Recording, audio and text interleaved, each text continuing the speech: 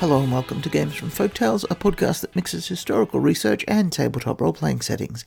I'm your host, Timothy Ferguson. This week, another of our Cornwall episodes, The Jellyfish. I was recently at a jellyfish spawning lab.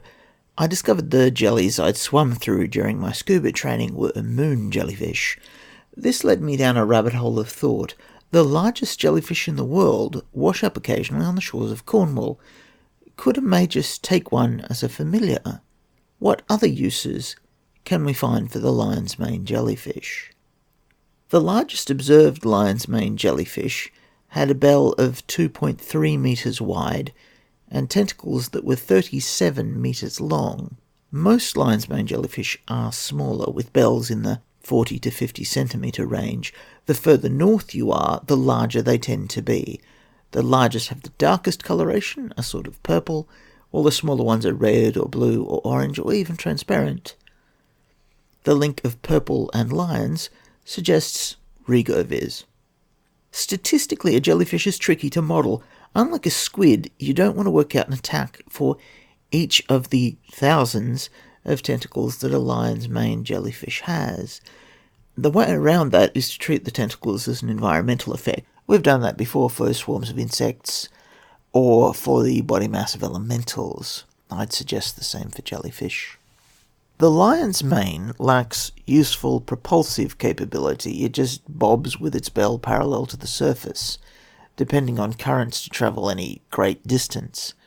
This reminds me of the early Creaman magi, who saw themselves as the followers of a universal principle of the inevitable, and their prima, who floated about the place never touching the ground, using magical powers that had become second nature to her.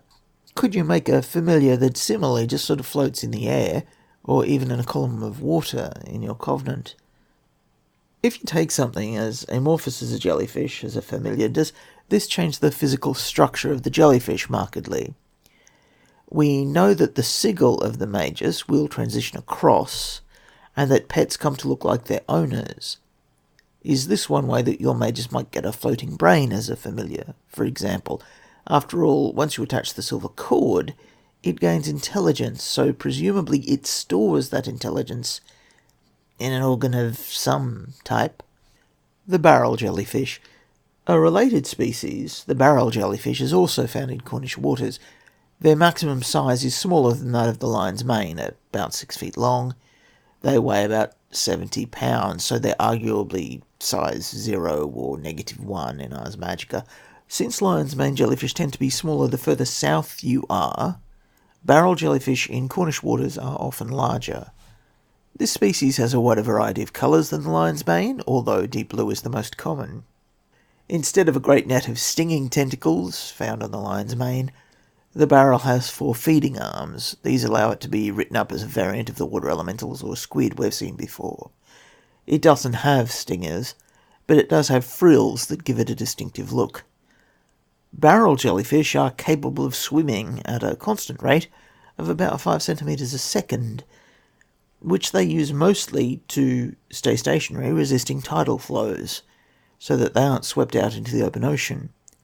This has only been recently discovered in the real world, but assuming they can do it in mythic Europe and can extrapolate that out to an extraordinary degree, that's about 18 kilometres an hour, a speed which is comfortably above human jogging speed and somewhat below human distance running speed.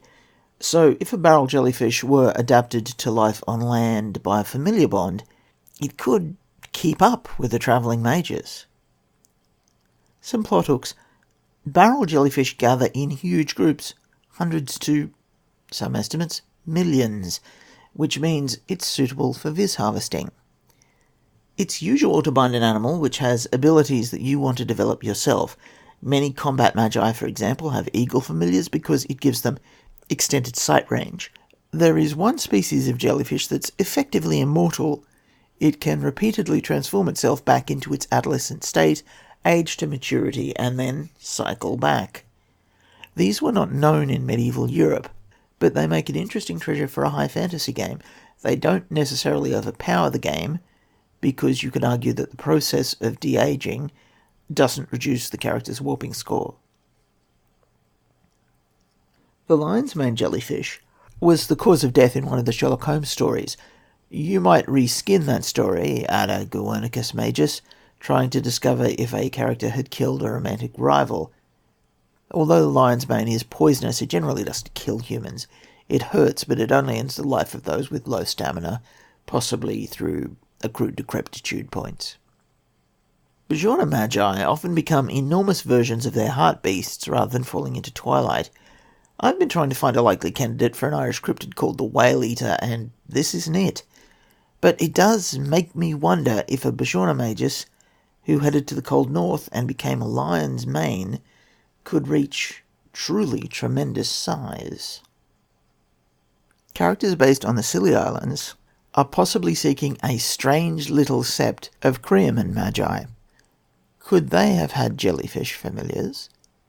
Could one of these familiars have survived to provide clues as to where the Creaman Magi have gone? A jellyfish is up to 95% water.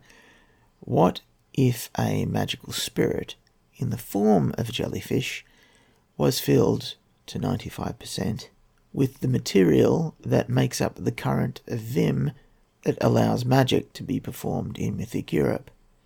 What if, further, a Creaman Magus had taken that ability upon themselves in an attempt to reach rapidly into the Hall of Heroes or into Twilight? Could characters find the notes for such a bizarre practice?